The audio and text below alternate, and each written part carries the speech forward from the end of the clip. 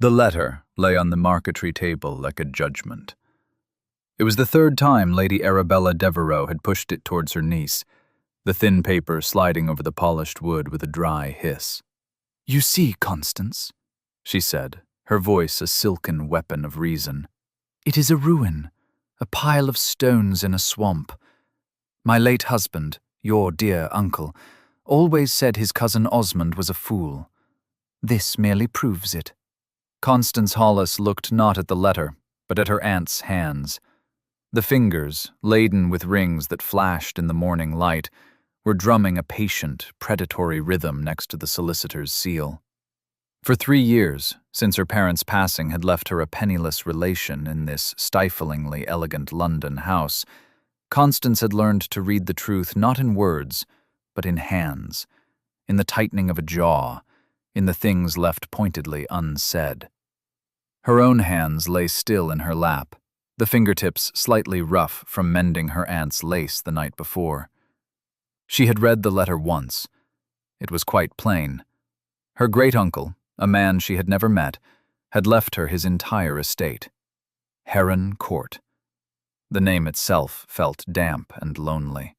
"The solicitor advises I must inspect the property before signing any transfer of deed," Constance said, her voice quiet but clear. It was a tone she had cultivated, one that could not be mistaken for a servant's, yet held none of the challenge that might invite her aunt's displeasure. Lady Devereux sighed, a theatrical exhalation of long suffering. "An inspection? My dear girl, the cost of the journey alone would be a foolish expense. It is certainly burdened with debt. Osmond was known for it. You will sign it over to Mr. Garrick's property consortium. He has been most generous, offering to take it off your hands for a nominal fee to cover the legalities. A great kindness, considering." A kindness. Constance thought of Mr. Fletcher Garrick, with his too bright smile and his lingering gaze. He was a frequent visitor, ostensibly courting her shallow, pretty cousin Louisa, but his eyes always seemed to be calculating the value of the furniture. The transfer he proposed would put the property in his hands, and a small, one-time payment of £50 into her aunt's. Not her own. "I should still like to see it," Constance repeated, meeting her aunt's gaze for the first time. She saw the flicker of irritation, quickly veiled. "Very well," Lady Devereux conceded, waving a dismissive hand. "Indulge your sentiment. But you will travel on the public coach, and you will take your grey wool dress. There is no need for extravagance." Constance bowed her head in acquiescence. She did not say that the grey wool was her only dress fit for travel. She did not say that she had already mended the worn cuffs twice. She simply folded her hands and endured, as she always did. But as she packed her small valise that evening, a strange, unfamiliar resolve hardened within her. Her aunt's insistence felt wrong, too eager. She thought of the £50 offered for a property supposedly worthless. She thought of Mr. Garrick's assessing eyes. She would go to Heron Court. She would see this ruin for herself. And she would not sign a single paper until she understood precisely what manner of inheritance her great-uncle had left her. She had learned long ago that tears changed nothing. But perhaps, just perhaps, a clear set of eyes and a refusal to be hurried might. The journey was 2 days of rattling discomfort, ending in a damp village called Marley, where the air smelled of salt and wet earth. From there, she hired a farmer's cart for the last 5 miles. The driver, a taciturn man named Jem, pointed with his whip. "Heron Court," he grunted, and said no more. It was no ruin. The drive was overgrown, certainly, and the stone facade was grayed with weather and crawling with ivy, but the roof was sound, the windows were whole, and the chimneys stood tall against a bruised sky. It was a large sleeping house, not a dying one. A sense of profound stillness hung over it. Constance paid the driver and walked up the gravel path, her valise in hand. The great oak door was shut fast. She found a smaller entrance near what was clearly the kitchen wing and, after a moment's hesitation, knocked. The door was opened not by a servant, but by a man. He was tall, dressed in severe black broadcloth, with a face that looked as though it had been carved from the same gray stone as the house. His dark hair had no powder, and his eyes, a startlingly clear, cold gray, took in her plain dress, her worn boots, and the valise in her hand with a single, dismissive glance. "You are late," he said. His voice was deep, quiet, and held no trace of welcome. Constance blinked. "I beg your pardon?" "The agency in Marley was told 9 o'clock. It is past 10. He stood aside, a gesture that was less an invitation than a command. "Come in. I have little time for this." Utterly bewildered, Constance stepped over the threshold into a stone-flagged passage. It was cold, but clean. A scent of beeswax and dried herbs hung in the air. Before she could speak, he was leading her towards a study. "I am Gideon Rothwell," he said without turning. "The tenant. I will ask you some questions. Your answers will be plain and direct. Is that understood?" Tenant. The word echoed in the solicitor's letter. "The property is currently let to a Mr. Gideon Rothwell." Her aunt had neglected to mention that. An idea, sudden and reckless, took root in Constance's mind. Lady Devereux and Mr. Garrick believed her to be a fool, a timid dependent easily managed. This man, this Mr. Rothwell, saw her as something else entirely. A potential housekeeper. An opportunity presented itself, a chance to see the house not as a visitor, but from its very heart. A chance to learn its true state, its staff, its accounts, its soul. "Yes," she said, her voice steady. "I understand." He led her into a library lined with books from floor to ceiling. A fire crackled in the hearth, the only spot of warmth and life in the cavernous room. He did not ask her to sit. He turned, his gray eyes fixing on her. "The previous housekeeper was dismissed for drunkenness and theft. The house is in disarray. The staff are idle. What is the first thing you would do?" Constance did not hesitate. The question was a problem to be solved, and her life with Lady Devereux had been a long education in solving domestic problems. "I would inspect the linen closets," she said. "Their state reveals the diligence of the maids. Then the larders and the kitchens. The quality of the stores and the cleanliness of the cook's implements tells you everything about the management of the household budget and the morale of the staff." His expression did not change, but a flicker of something, surprise, interest, passed through his eyes. "And the accounts?" "I would ask for all the household ledgers for the past 6 months," she said. "I would look for inconsistencies in the prices from suppliers. I would cross-reference the butcher's bills with the menus recorded in the kitchen diary. Waste and fraud are found in the margins." She spoke of the very tasks she performed for her aunt, the invisible labor that kept the Devereux household running, for which she received no pay and no credit. Here, in this cold, quiet room, her knowledge was not a burden, but a currency. He was silent for a long moment, studying her. It was not the appraising gaze of a man looking at a woman, but the scrutiny of an expert judging a tool. "You have experience," he stated. It was not a question. "I have," she confirmed, offering no more. He gave a single, sharp nod. "The position is yours." On a trial basis. 1 month. Your wages will be £30 per annum, with board and lodging. Your name? She had to stop herself from giving her full name. A housekeeper would not be addressed so formally. Miss Hollis, she said. Constance Hollis. Very well, Miss Hollis, he said, turning towards the fireplace. Mrs. Finch, the cook, will show you to your room. You may begin at once.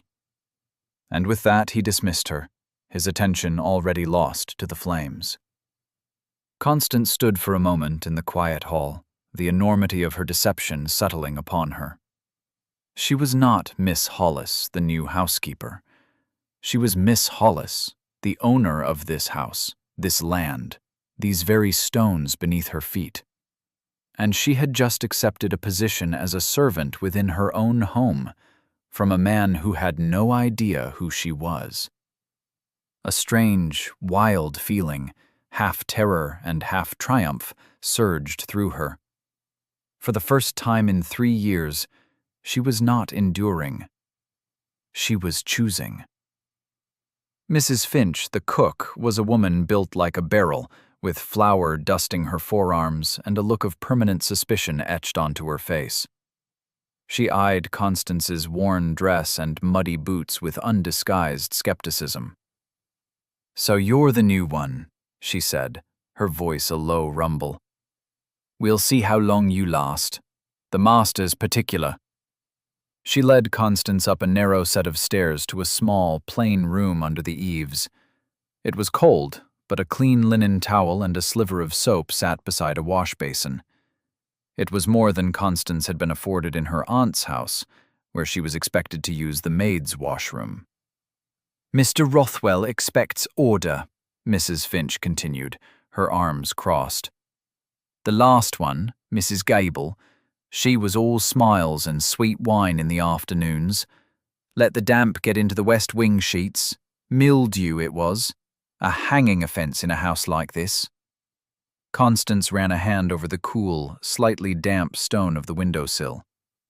"The damp can be managed with proper airing, and fires laid in the unused rooms on a rotating schedule." Mrs. Finch grunted. It was not approval, but it was not dismissal either. "Dinner is at 7. The master eats alone. Staff eats at 8. Your duties begin at dawn." With that, she left. Constance was alone with the scent of old wood and rain. She unpacked her few belongings, her heart a steady, determined drum against her ribs. She was an impostor, a spy in her own inheritance. The risk was immense. If Mr. Rothwell discovered her identity, he would surely think her a madwoman, or worse, a charlatan attempting some elaborate fraud. But the alternative, to return to London and sign away this place on the word of her aunt and the smiling Mr. Garrick, was unthinkable. This house had secrets, and she would learn them. The next morning she rose before the sun, dressing in the plainest of her few blouses. She began where she had said she would, the linen closets. They were a disaster. Fine damask tablecloths were bundled carelessly, showing the beginnings of mildew along the folds. Sheets were unmended, pillowcases yellowed. It was a portrait of neglect. Constance set to work. She directed 2 young, sullen housemaids, Nan and Bess, to carry the entire contents to the laundry. She showed them how to boil the linens with lemon and soda to restore their brightness, how to stretch and press them with lavender water. The girls watched her, their expressions shifting from resentment to a grudging respect as they saw she was not afraid of the work herself. Her hands, already chapped, grew red from the hot water and harsh soap, but a fierce satisfaction bloomed in her chest. This was tangible. This was order being wrought from chaos. By midday, the laundry smelled of clean linen and lavender, and the maids were working with a quiet purpose they had lacked before. In the afternoon, she moved to the ledgers. Mr. Rothwell had them sent to a small office she had claimed near the kitchens. They were a mess of scrawled entries and questionable sums. Just as she had suspected, the butcher in Marley was charging nearly double the fair rate for meat, and the chandler's deliveries of candles never quite matched the invoices. It was the sort of slow, creeping theft that a grieving, inattentive master would never notice. She made neat, precise notes in a small notebook of her own. Evidence. Facts. Her father, a quiet scholar, had taught her the value of such things. At 7, she oversaw the final preparations for Mr. Rothwell's dinner. He had requested a simple meal, and Mrs. Finch had produced a roasted chicken that was, to Constance's surprise, cooked to perfection. "See that the wine is poured correctly," the cook instructed, handing her a decanter of claret. "He notices things like that." Constance carried the tray into the grand, cold dining room. Mr. Rothwell was already seated at the head of a table that could have accommodated 20. He was reading a book propped against a silver stand and did not look up as she entered. She moved silently, placing the dishes before him, her hands steady as she poured the dark red wine into his glass. As she turned to leave, his voice stopped her. "Miss Hollis." She paused, her back to him. "Sir?" "The scent of lavender. It is in the halls." It was a statement, not a question. "I was airing the linens, sir," she replied. "The previous housekeeper allowed them to grow damp." He looked up from his book then, his grey eyes resting on her for a beat longer than was comfortable. "I see," he said. And then, a question she did not expect. "And the ledgers? What have you found?" "Extravagance and poor accounting, sir," she said plainly. "I will have a full report for you by the end of the week." He gave another of his small, sharp nods and returned to his book. It was a dismissal. But as Constance walked back towards the warmth and clatter of the kitchen, she felt a subtle shift in the air. He was watching. He was noticing. And for the first time, her competence was not something to be hidden or exploited, but something that was seen and measured, and perhaps even valued. She was no longer just the poor relation from London. She was the housekeeper of Heron Court, and she was beginning to feel as if she belonged there. The next few weeks settled into a rhythm. Constance rose with the birds and slept only when the last embers in the kitchen hearth had died. She moved through Heron Court like a quiet tide, bringing with her a sense of order and purpose. The great house, long accustomed to neglect, seemed to sigh and settle under her touch. The sullen maids, Nan and Bess, began to take pride in their work, their polishing cloths moving with a new vigor.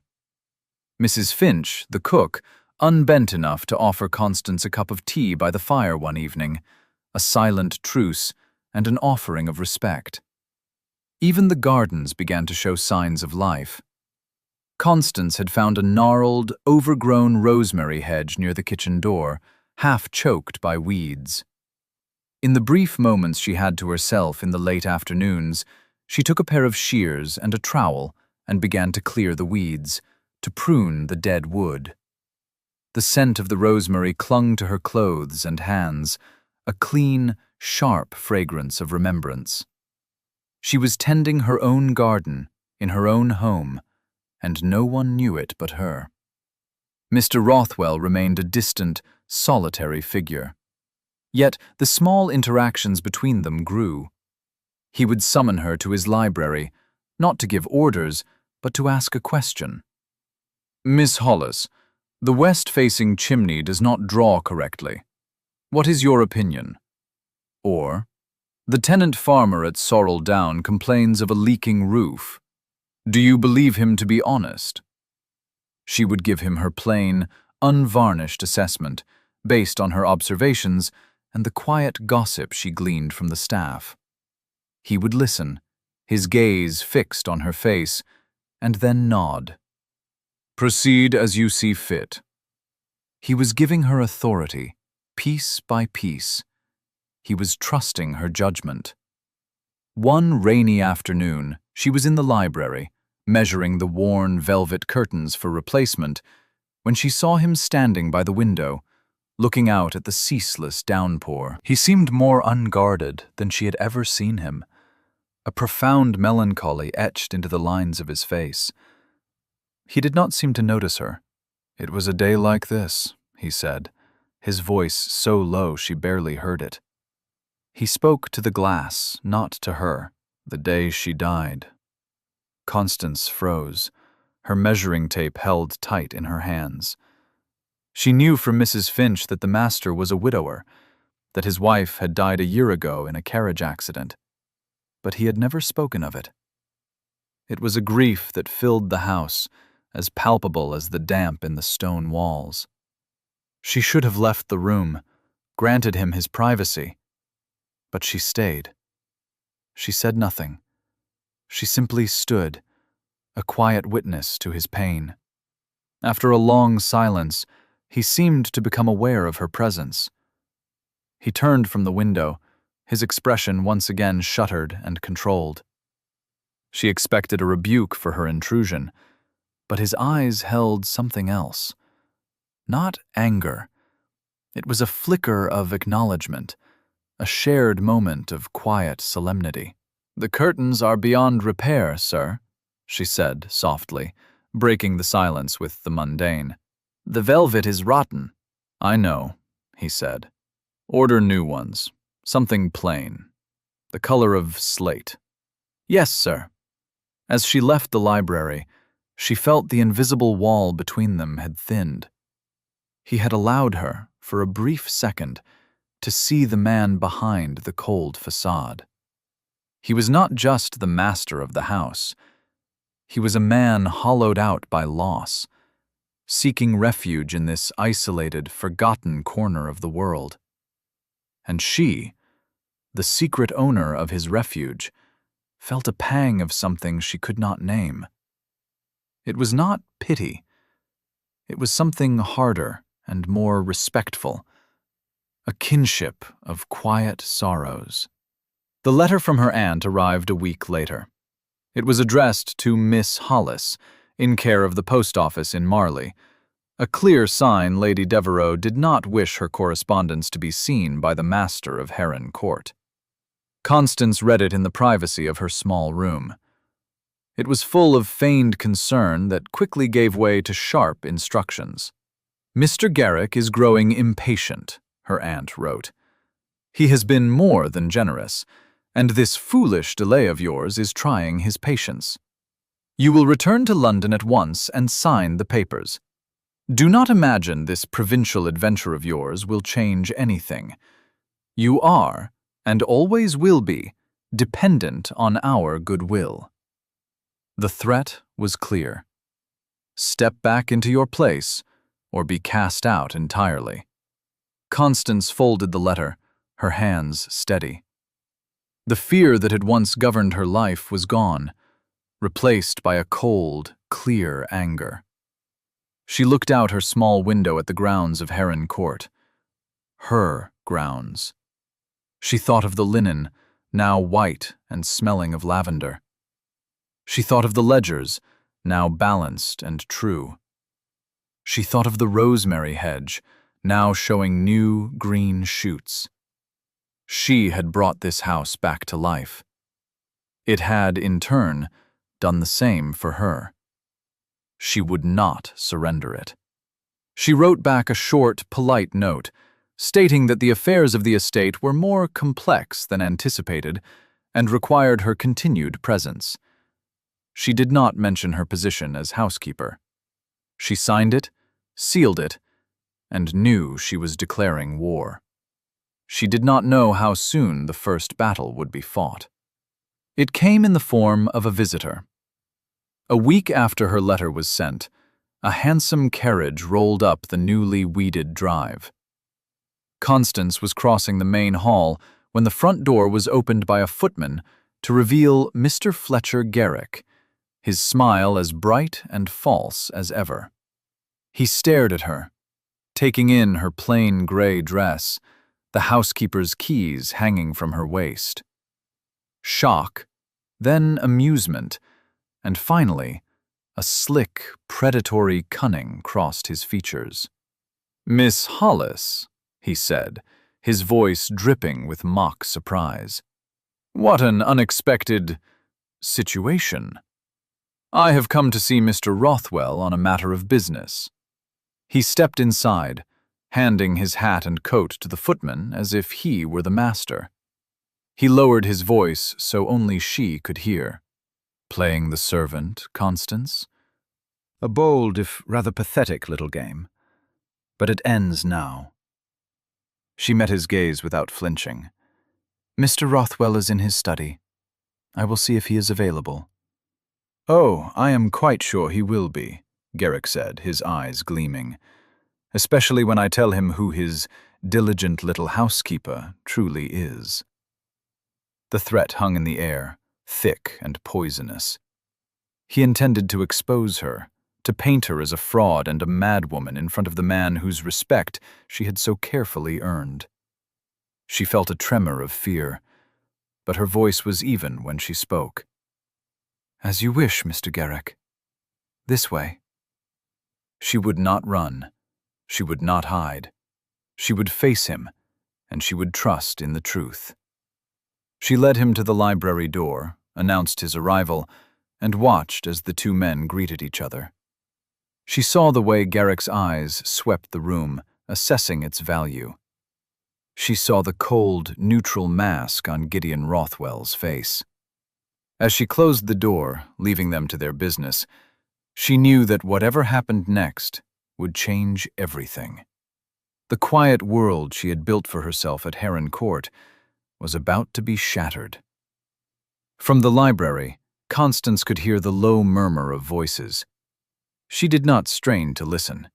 Eavesdropping was a servant's trick, and whatever game she was playing, she would not stoop to that. Instead, she went to the kitchen, her mind racing. Mrs. Finch was kneading bread dough, her movements rhythmic and forceful. She glanced at Constance's face. "Who's the peacock in the hall?" she asked without pausing. "A gentleman from London, Mrs. Finch. A Mr. Garrick." "Looks like the sort to count the spoons when he thinks no one is watching," the cook grunted, punching down the dough. "He has business with the master." A half-hour passed, then an hour. Constance busied herself with the household menus for the following week, her handwriting as neat and controlled as ever, betraying none of the turmoil within her. Finally, the library bell rang, a sharp, insistent summons. It was her bell. Taking a breath, she walked back through the quiet house. When she entered the library, she found Mr. Rothwell standing by the fire, his back to the room. Mr. Garrick was seated in a leather armchair, a smug, triumphant look on his face. He held a glass of brandy, swirling the amber liquid. "Ah, Miss Hollis," Garrick said, his tone laced with condescension. "Mr. Rothwell and I have been having a most fascinating conversation. About you, in fact." Constance looked at Gideon's unmoving back. She directed her words to him. "You rang for me, sir?" Gideon turned slowly. His face was unreadable, his gray eyes as cold as a winter sea. He held a letter in his hand, one she recognized instantly. It was the one her aunt had sent to Marley. Garrick must have intercepted it. "Mr. Garrick has made some serious allegations, Miss Hollis," Gideon said, his voice flat and devoid of emotion. "He claims you are not who you say you are.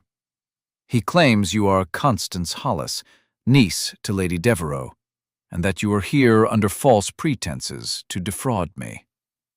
The accusation was laid bare, brutal and direct. Garrick leaned forward, his smile widening. "He tells me this house, this entire estate, belongs to you. A fantastic story. He even suggests you have some notion of invalidating my lease. Tell us, Constance, is it true? Are you the secret heiress of Heron Court? This was the moment. Her deception, her gamble had been called. She could stammer, deny, prevaricate, but her father's voice echoed in her memory. Truth is the only ground that holds firm. She met Gideon Rothwell's searching gaze. "My name is Constance Hollis," she said, her voice clear and steady in the silent room. "And yes, this estate was left to me by my great-uncle, Osmond Hollis. I came here to see the property for myself before my aunt, Lady Devereux, persuaded me to sign it away." She turned her head to look at Mr. Garrick. She and Mr. Garrick were most insistent that the property was worthless. "I wish to form my own opinion." Garrick laughed, a short, ugly sound. "You see? A confession. She admits the deception. A woman who would lie about her name and position is capable of any fraud." But Gideon's eyes never left Constance's face. He was not looking at a confessed liar. He was looking at her, the woman who had restored his house, balanced his books, and stood quietly in a room with him while he grieved. "Why the pretense?" he asked. The question was not an accusation. It was a genuine inquiry. He wanted to understand.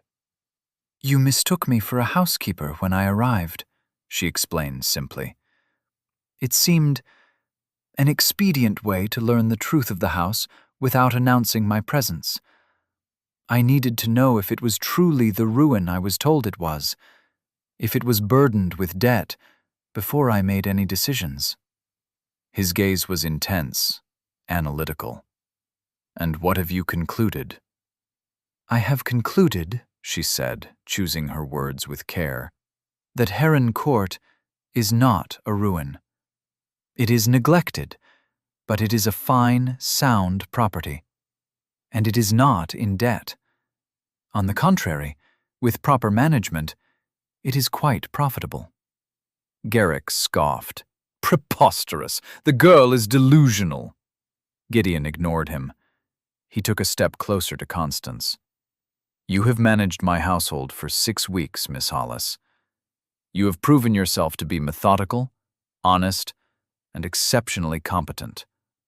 Your deception is irregular, but your work is not."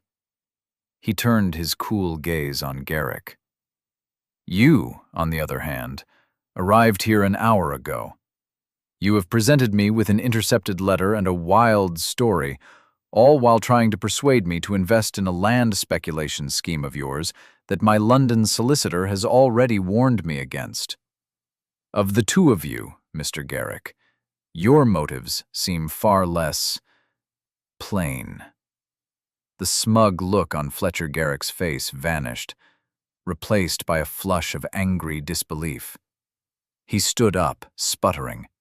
"This is an outrage! Are you taking the word of a servant, a liar, over mine?" "I am taking the evidence of my own eyes," Gideon said, his voice dropping to a dangerously quiet level. "Miss Hollis has brought order to my house. You have brought gossip and self-interest. Now, if your business here is concluded, the door is behind you." For a moment, Garrick looked as if he might strike him, but something in Gideon's stance, a solid, unshakable stillness, made him think better of it. He snatched his hat from the table. "You will regret this, Rothwell," he snarled. "Both of you." He stormed from the room, slamming the library door behind him. Silence descended, thick and heavy. Constance's heart was pounding. She had been exposed, but she had been defended. Gideon Rothwell had weighed the evidence and found in her favor. He still stood by the fire, watching her. "So," he said, the single word hanging in the air. "I find I have been employing my own landlady as a housekeeper." There was no anger in his voice. There was something else, something she couldn't decipher. A hint of dry, unsmiling amusement, perhaps. "I can only apologize for the deception, sir," she said formally. "It was born of necessity." "I do not require an apology," he said. "I require the truth. And it seems I am more likely to get it from you than from anyone else I have met this year." He gestured to the chair Garrick had vacated. "Sit down, Miss Hollis. I believe you and I have a great deal to discuss about the terms of my lease." She sat, her legs suddenly unsteady. She was no longer his housekeeper. She was his equal, and the entire world had shifted on its axis. "We'll take a very short break. If you don't want to miss new stories, please subscribe to the channel." Their conversation lasted for hours. Constance, at his gentle prompting, told him everything. About her life with her aunt, the quiet humiliations, the pressure to sign away her inheritance, the calculated cruelty of being treated as both a burden and an unpaid servant. She spoke plainly, without emotion or self-pity, laying out the facts as she had laid out the figures in his ledgers. Gideon listened. He did not interrupt, did not offer condolences. He simply listened, his entire attention focused on her, absorbing every detail. When she finished, he was silent for a time, staring into the fire. "Your aunt and Mr. Garrick will not let this go," he said at last. "They have been thwarted, and their kind do not bear it well. They will escalate." "What will they do?" she asked. "They will try to discredit you publicly. Slander, rumor, and if that fails, something more concrete. Forgery, perhaps. A false will, a manufactured debt against the estate. They will try to prove you are either a liar or incompetent to manage your own affairs." He looked at her then, his gaze direct. "They underestimate you. They see a poor relation. I have seen a woman who can run a household with the precision of a general. But they will not fight fair." A cold knot of fear tightened in her stomach, but she pushed it down. "What must I do?" "First," he said, rising and walking to his desk, "we must regularize our arrangement." He took out a piece of paper and began to write. "I will draw up a temporary agreement, acknowledging you as the owner of Heron Court, and myself as your tenant. It will be witnessed by my solicitor. This will provide you with an immediate, independent income. You are no longer a dependent, Miss Hollis. You are a woman of property." He said the words as a simple statement of fact, but to Constance, they were a revolution. He slid the paper across the desk to her. It was a bank draft for 3 months' rent, a sum that made her gasp. It was more money than she had ever held in her life. "Second," he continued, "you must find the true will. The copy your solicitor holds is important, but the original, signed by your great-uncle, is the definitive proof. It is likely somewhere in this house." "I've looked," she began. "Look again," he said. "Look in unlikely places. Inside books, taped to the bottom of drawers. Men like your great-uncle, who distrust their relations, often hide such things." Over the next few days, a new, unspoken partnership formed between them.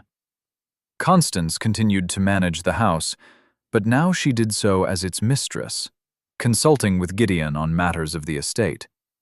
He, in turn, began a quiet investigation of his own, writing letters to his contacts in London, making inquiries into the financial dealings of Fletcher Garrick. They were allies, bound by a common enemy. The search for the will became Constance's obsession. She scoured the house, room by room. She ran her hands along the backs of bookshelves, tapped walls for hollow spaces, and opened every dusty box in the attics. Nothing. She began to fear Gideon was wrong, that the original document was lost forever. Then, one evening, she was in her great-uncle's old study, a room she had previously overlooked, believing it to be empty. It was small and dusty, containing only a worn writing desk and a single, faded globe. She sat at the desk, running her hands over the wood, feeling a connection to the man she had never known. Her fingers found a small, almost invisible seam in the side panel. It was a secret compartment. Her heart leaped. With trembling fingers, she worked at it until a small drawer sprang open. Inside lay a packet of letters, tied with a faded ribbon, and a single, heavy vellum document, sealed with wax. It was the will. But there was something else. A letter on top, addressed in a shaky hand to "My dear niece, Constance." She opened it, her hands shaking.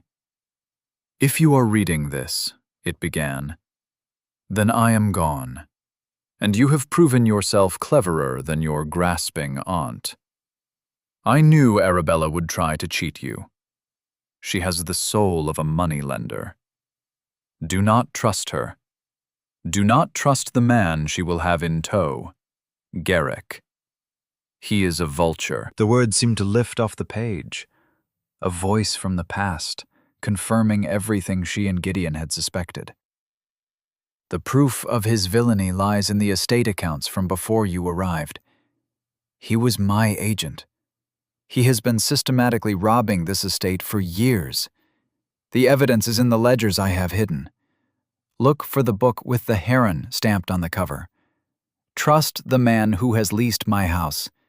I had him investigated. Rothwell is an honest man, though a sad one. He will help you." Constance sat back, the letter clutched in her hand. It was more than a will. It was an arsenal. It was the evidence Gideon had said they would need. She found the ledger exactly where the letter had indicated, hidden beneath a loose floorboard under the desk. Its pages were filled with her great-uncle's spidery handwriting, detailing the true income of the estate, alongside the falsified, much smaller sums that Garrick had reported to him.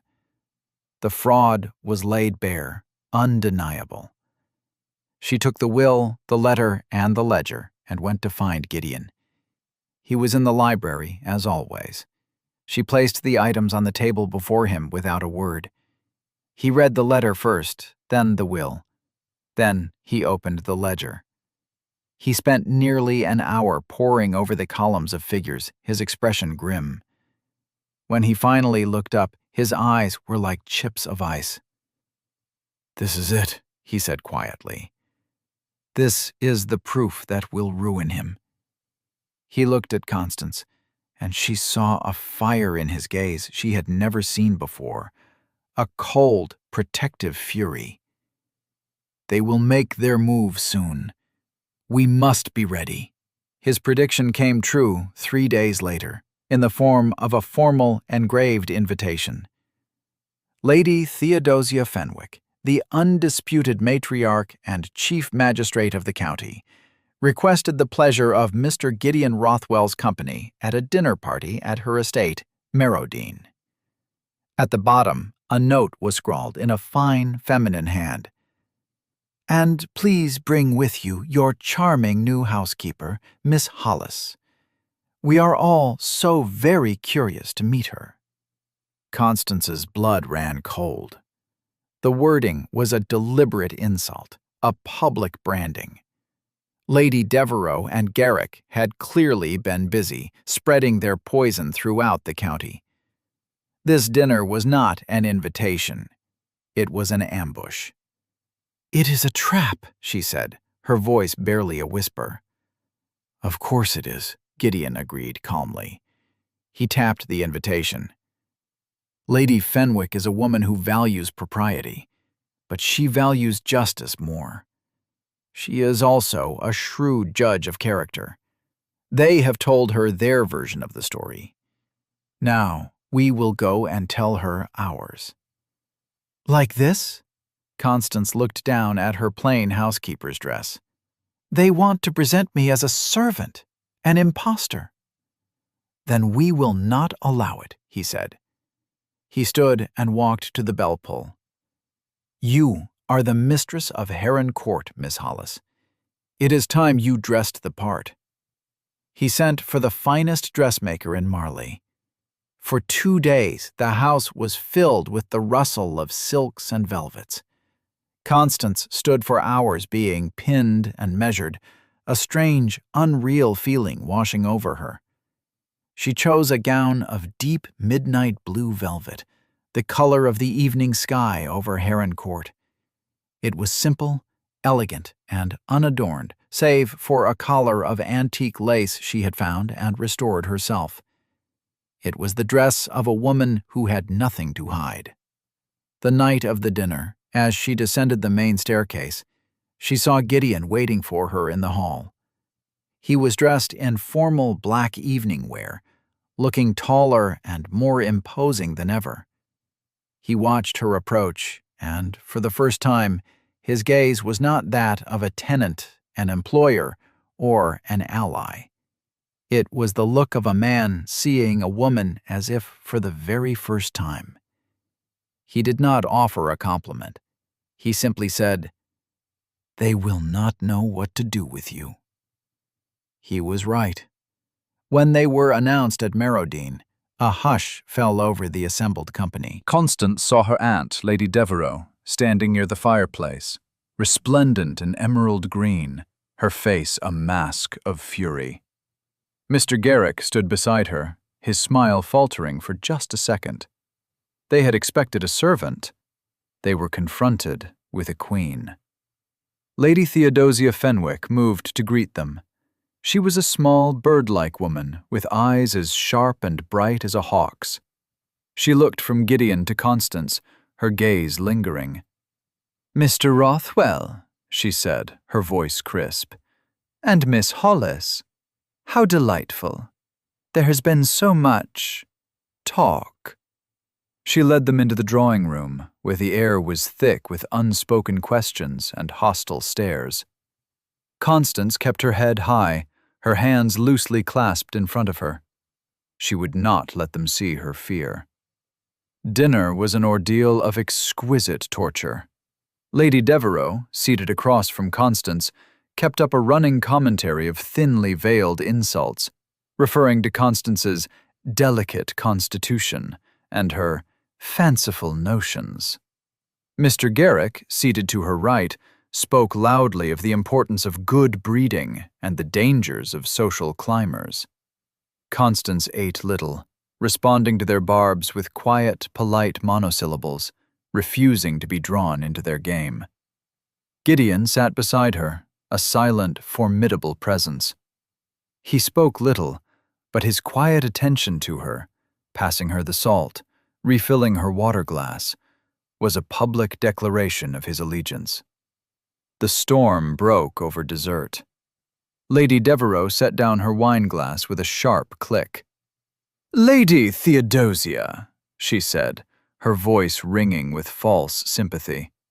"I feel it is my duty, as my poor niece's only guardian, to speak plainly. I am so terribly worried for her. She has fallen under a most unfortunate delusion."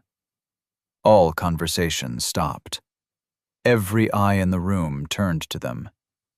"She has convinced herself," Lady Devereux continued, dabbing at a non-existent tear with a lace handkerchief, "that she is the heiress to a great property. It is a sad fantasy.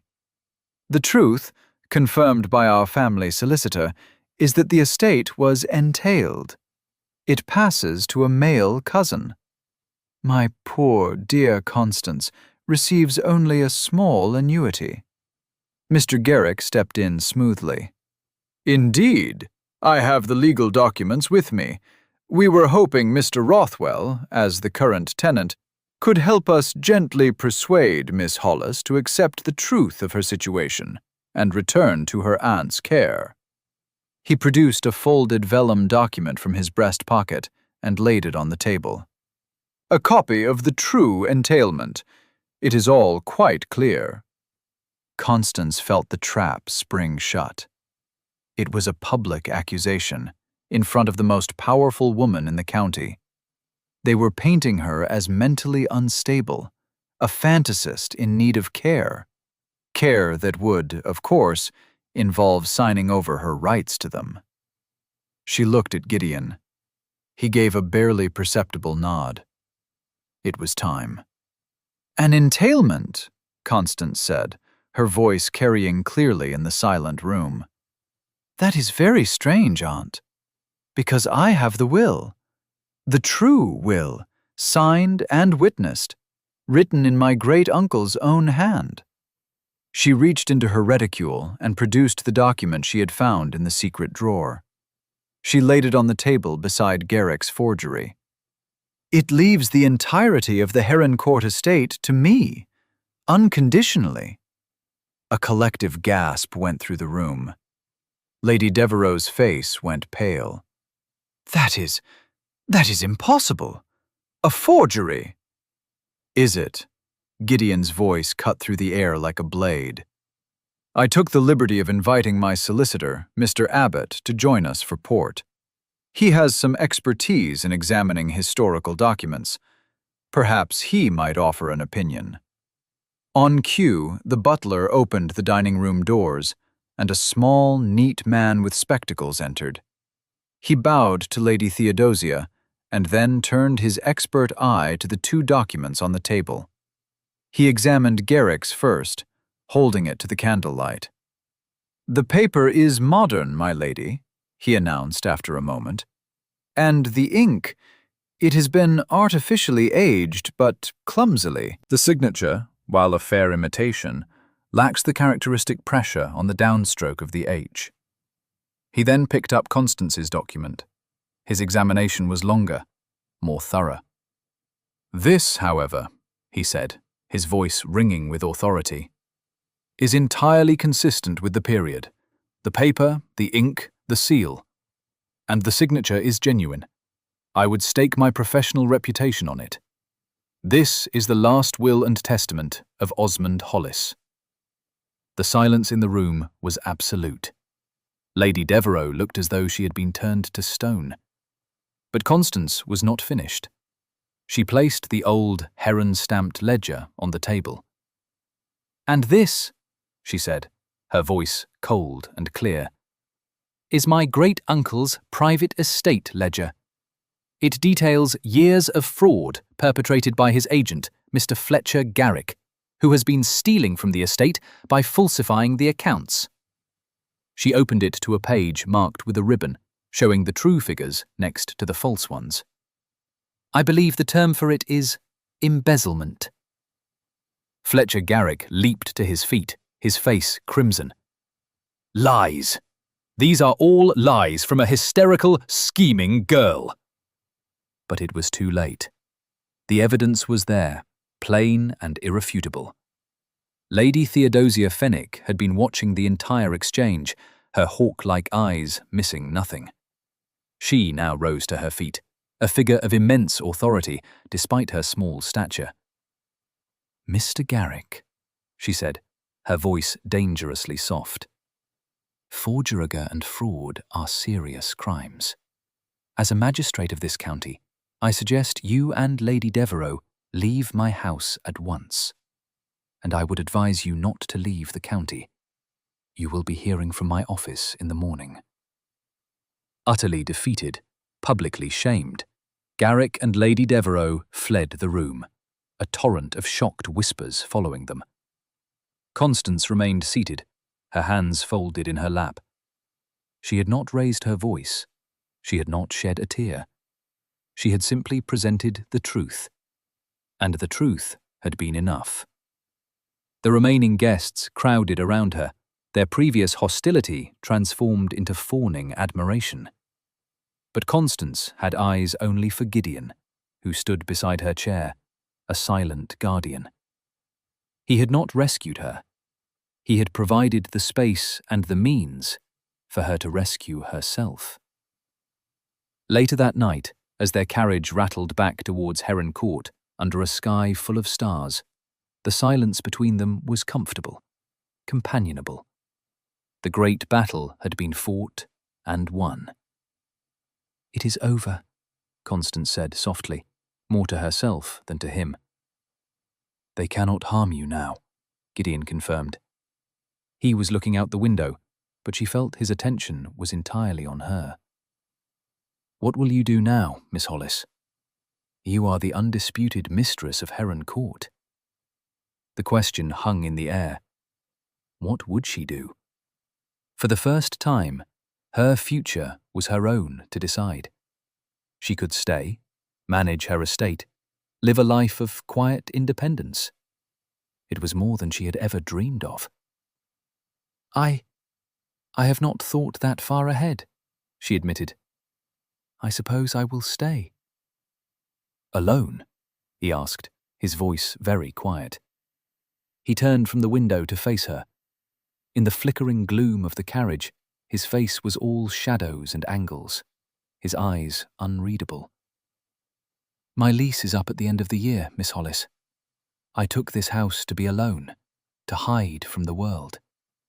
You have made that difficult." Her heart clenched. Was he leaving? The thought of Heron Court without his quiet, solid presence was suddenly unbearable. The house would feel empty again. "You wish to leave?" she asked, her voice small. "No," he said. The word was stark, absolute. He leaned forward, his hands resting on his knees. "When my wife died, the world lost its colour, its meaning. I came here seeking silence, numbness. For a year I found it. And then you arrived, with your worn dress and your honest eyes, and you started tending to the rosemary hedge." He paused. "You brought life back into this house, Constance, and into me. I no longer wish for silence." He reached across the space between them and took her hand. His touch was warm, firm, and sent a jolt through her entire body. "I am asking you to be the mistress of this house in truth, with me. I am asking you to marry me." It was not a passionate, poetic declaration. It was plain-spoken, direct, and utterly sincere. It was Gideon. Tears she had refused to shed in anger or sorrow now welled in her eyes, tears of overwhelming, unexpected joy. He saw them, and his expression softened. "It is not pity," he said, echoing her own thoughts from weeks ago. "And it is not gratitude. It is recognition. I see you, Constance Hollis. I have from the first day when you spoke of linen closets and ledgers." She could not speak. She could only nod, her hand tight in his. Together. The word bloomed in her mind, a promise of a future she had never dared to imagine. 1 year later, the late afternoon sun slanted across the gardens of Heron Court, turning them to gold. Constance stood by the rosemary hedge, which was now a thriving, fragrant wall of green-gray spikes and tiny blue flowers. The air smelled of herbs and warm earth. The house behind her was alive. The windows shone, the stone was clean, and the sound of laughter, Nan and Bess chasing a stray puppy, drifted from the kitchen wing. It was a home. Her home. A pair of strong arms wrapped around her waist from behind, and she leaned back into the familiar solidity of her husband. Gideon rested his chin on her shoulder. "Hiding from your paperwork, Mrs. Rothwell?" he murmured into her hair. She smiled, turning her head to kiss his cheek. "Merely admiring my handiwork, Mr. Rothwell." Their life together was one of quiet partnership. She managed the house and the estate's farms with her customary precision. He managed his wider financial interests from his library, but they consulted on everything. Their evenings were spent reading by the fire, their silences as comfortable as their conversations. He had taught her to laugh again, and she had taught him how to live. A letter had arrived that morning from her cousin, Louisa. After the public disgrace, Lady Devereux had retired to Bath with what little money she had left, her social standing in ruins. Mr. Garrick had fled to the continent, one step ahead of his creditors and the law. But Louisa, shallow but not entirely unkind, had found a respectable, if dull, husband, and wrote with a newfound, slightly bewildered humility, asking if she might visit some day. Constance had already written back to say yes. There was no room for bitterness at Heron Court. Gideon tucked a sprig of rosemary he had just picked into her hair. The scent was clean and strong. "Do you remember the day you arrived?" he asked, his voice a low rumble against her back. "You looked half-drowned and utterly determined." "And you mistook me for the housekeeper," she reminded him. "The best mistake I ever made," he said, and he turned her in his arms. He was not a man of easy smiles, but when he looked at her, his gray eyes were warm with a love that was as deep and as solid as the foundations of the house around them. It was a love built not on rescue, but on respect. A partnership of two solitary souls who had found in each other not a cure for their past sorrows, but a reason for a shared future. He lowered his head and kissed her, a slow, gentle kiss that tasted of rosemary and sunlight, and the promise of all the quiet, happy years to come. Thank you for listening to the story all the way to the end. Please tell us which city you're watching from and what the story made you feel. Don't forget to subscribe so you won't miss new stories.